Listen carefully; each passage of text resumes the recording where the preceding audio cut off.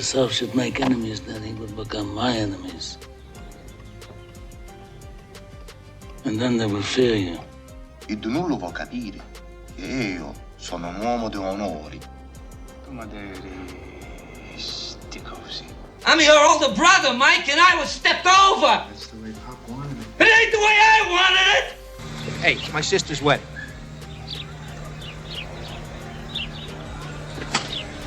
Ten The Godfather actors who tragically passed away. Excuse me. Sorry. What if the most legendary film in Hollywood history hid a darker truth behind the screen? The Godfather didn't just create icons, it marked lives filled with brilliance, struggle, and heartbreaking endings. Many of its stars are gone, leaving behind stories more tragic than fiction. Stay with Hollywood Icons 1960s and uncover the untold truth behind these unforgettable legends. That kind of muscle anymore. The Godfather's sick, right? Marlon Brando. I lost a son. I lost a son. Marlon Brando, born in 1924, remains one of the most influential figures in cinematic history, and his role as Don Vito Corleone in The Godfather. 1972, at the age of 48, became a defining moment in world cinema. Cheney will move against you first. He'll set up a meeting with someone that you absolutely trust. With his deep, restrained voice, subtle facial expressions, and revolutionary method acting style, Brando didn't just play the character, he transformed it into an enduring symbol of authority and vulnerability. His performance earned him his second Academy Award and permanently changed how Hollywood understood acting, shifting the industry toward realism and emotional depth. However, behind this artistic triumph was a deeply turbulent personal life. Brando went through 3 failed marriages and later openly admitted, "I was a terrible father," reflecting the emotional distance within his family. His life was marked by devastating tragedies. In 1990, his son, Christian, was involved in a fatal shooting incident, and in 1996, his daughter Cheyenne died by suicide at just 25 after struggling with mental health issues. These events left Brando emotionally withdrawn, contributing to his isolation in later years. Excuse me. Sorry. He became reclusive, struggled with obesity, and battled alcoholism and multiple health conditions. Marlon Brando passed away on July 1, 2004 at the age of 80 due to respiratory failure caused by pulmonary fibrosis and congestive heart failure, along with complications from diabetes and liver cancer. His ashes were scattered in Tahiti and Death Valley, symbolizing a fragmented sense of peace. Brando's life stands as a powerful reminder that even the greatest legends are not immune to personal suffering, and that fame often comes with a heavy emotional cost. I can't remember the last time that you invited me to your house for a cup of coffee. John Cazale. He said there was John Cazale, born in 1935, is often remembered as one of the most quietly extraordinary actors in Hollywood history. At just 37 years old, he portrayed Fredo Corleone in The Godfather, 1972, a character defined by insecurity, emotional fragility, and a desperate need for approval. I'm your older brother, Mike, and I was stepped over. That's the way Pop wanted it. It ain't the way I wanted it. His performance was subtle, yet devastating, making Fredo both frustrating and deeply tragic in the eyes of audiences. Cazale did not rely on grand gestures. His strength came from silence, hesitation, and vulnerability, which made the character feel painfully real. What makes his legacy even more remarkable is his unmatched record in film history. In just 5 feature films, every single one was nominated for the Academy Award for Best Picture: The Godfather, The Conversation, 1974, The Godfather Part 2, 1974, Dog Day Afternoon, 1975, and The Deer Hunter, 1978. This rare achievement cements him as one of the most consistently impactful actors of his era. Behind this artistic brilliance, however, was a heartbreaking reality. During the filming of The Deer Hunter, Cazale was diagnosed with terminal lung cancer. Despite his worsening condition and medical advice to withdraw, he insisted on completing the film. His partner Meryl Streep remained by his side throughout his final days, providing emotional support until the end. John Cazale passed away on March 13, 1978, at only 42 years old. His death marked the loss of a once-in-a-generation talent whose career, though brief, left an indelible mark on cinema. His story is a reminder that greatness is not measured by time, but by impact, and Cazale's impact was eternal. Don't make a big thing about it. James What are you Caan. gonna do? Nice college boy, huh? James Caan, born in 1940, became a defining force in Hollywood through his unforgettable portrayal of Sonny Corleone in The Godfather, 1972. At just 32 years old, he brought explosive energy, raw emotion, and uncontrollable rage to the role of the Corleone family's eldest son. Hey, it's my sister's wedding.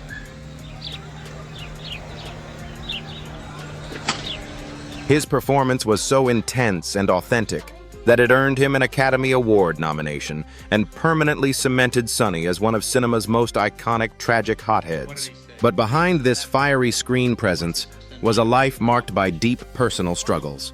One of the most painful turning points in Caan's life was the loss of his sister to leukemia, a tragedy that pushed him into a period of severe depression. During the 1980s, he stepped away from Hollywood for nearly 5 years, battling emotional distress and substance-related issues while trying to rebuild his life. His journey off-screen was far less glamorous than the characters he portrayed. Caan's personal relationships were also turbulent.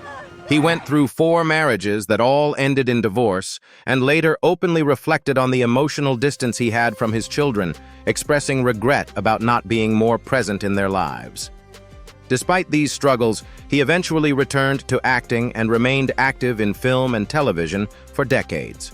James Caan passed away on July 6, 2022 at the age of 82 due to a heart attack caused by coronary artery disease. He also suffered from COPD and other health complications in his later years. His story reveals a powerful contrast, a man who embodied strength and volatility on screen, yet privately fought silent battles with grief addiction and regret, showing that even the most powerful characters can hide deeply human pain. That, plus the fact that everything he did was for his family. It was because, his sister. Lettieri. On those politicians that you carry in your pocket, like so many nickels and dimes. Lettieri, born in 1928, left a lasting yet haunting impression on cinema with his role as Virgil the Turk Solozzo in The Godfather, 1972. At 44 years old, he portrayed one of the film's most chilling antagonists, a calm, calculating drug trafficker whose quiet confidence and hidden brutality made him a genuine threat to the Corleone family.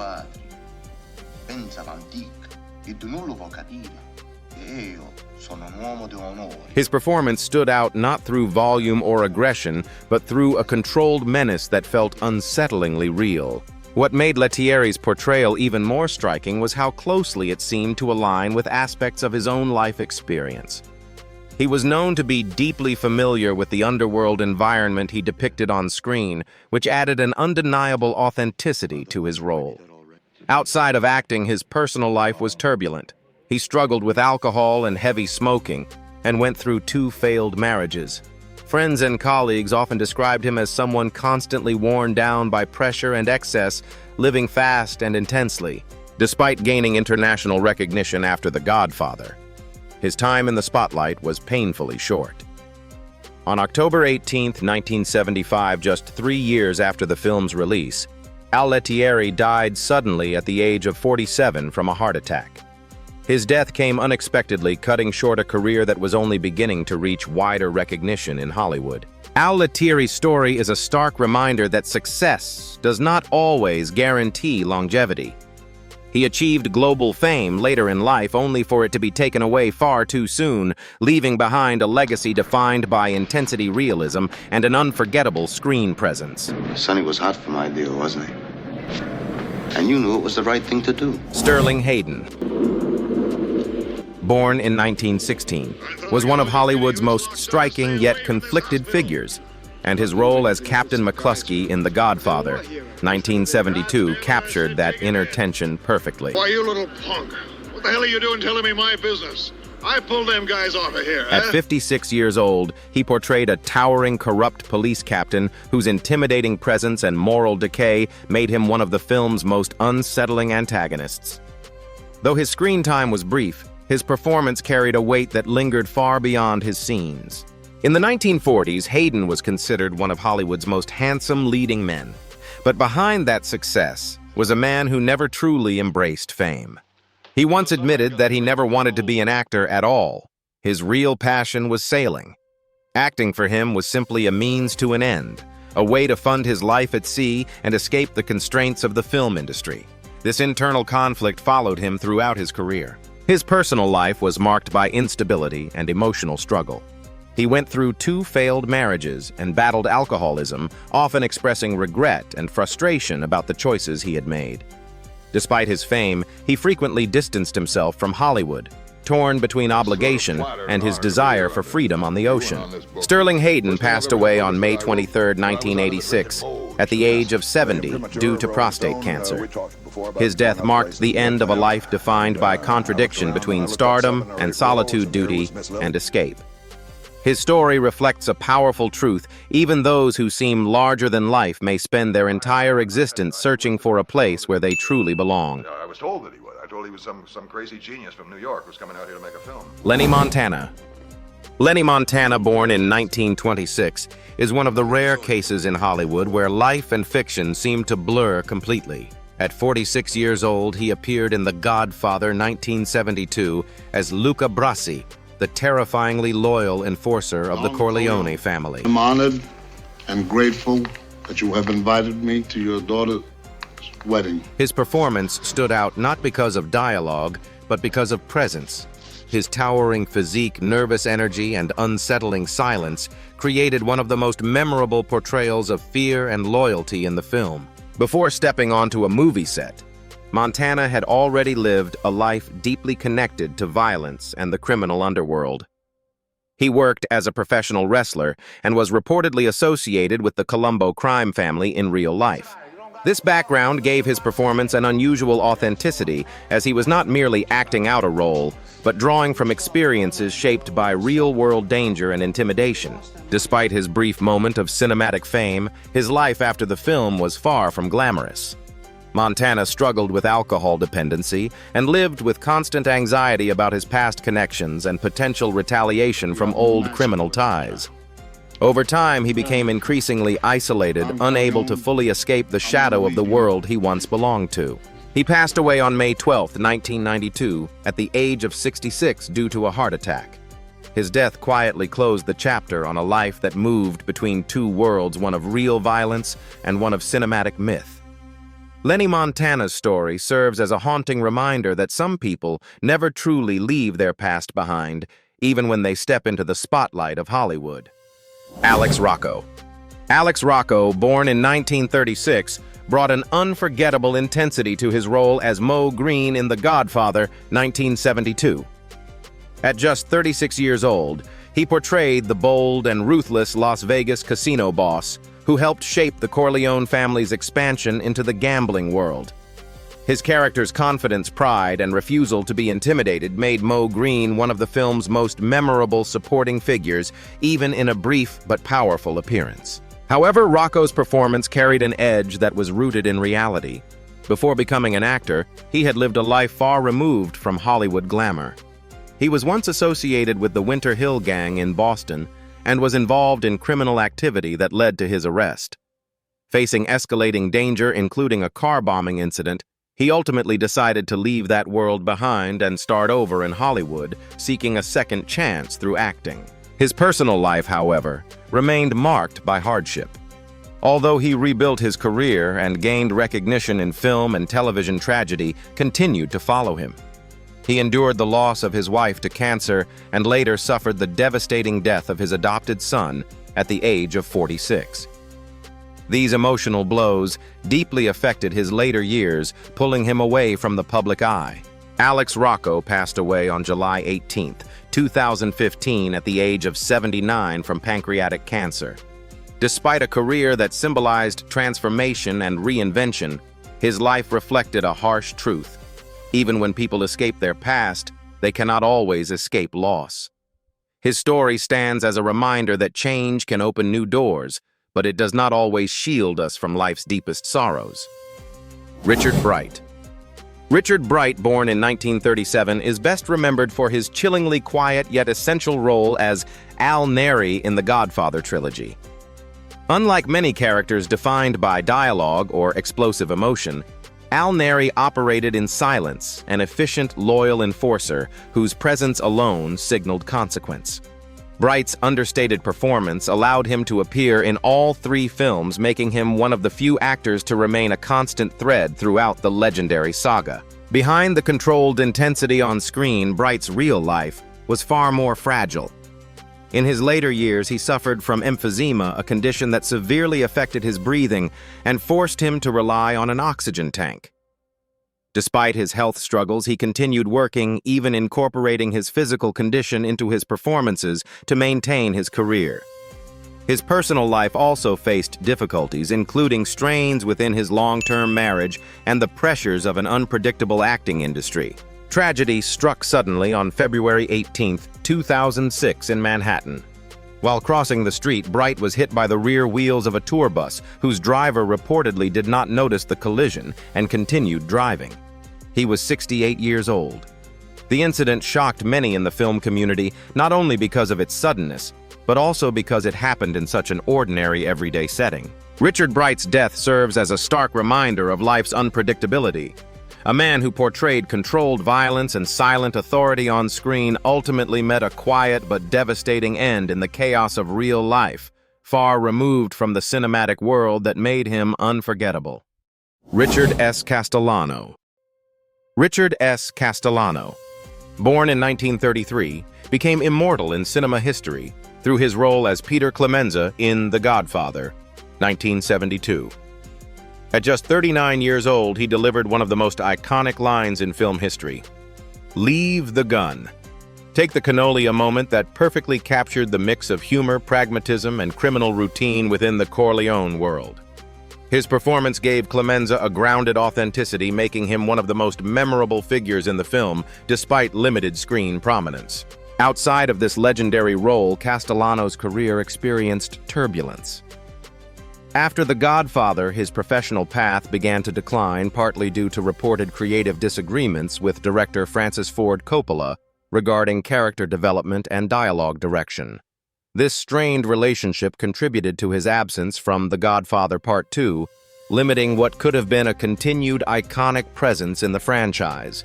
As opportunities decreased, so did his visibility in Hollywood despite his early acclaim. On a personal level, Castellano also faced serious health challenges. He struggled with heart-related issues, which gradually worsened over time.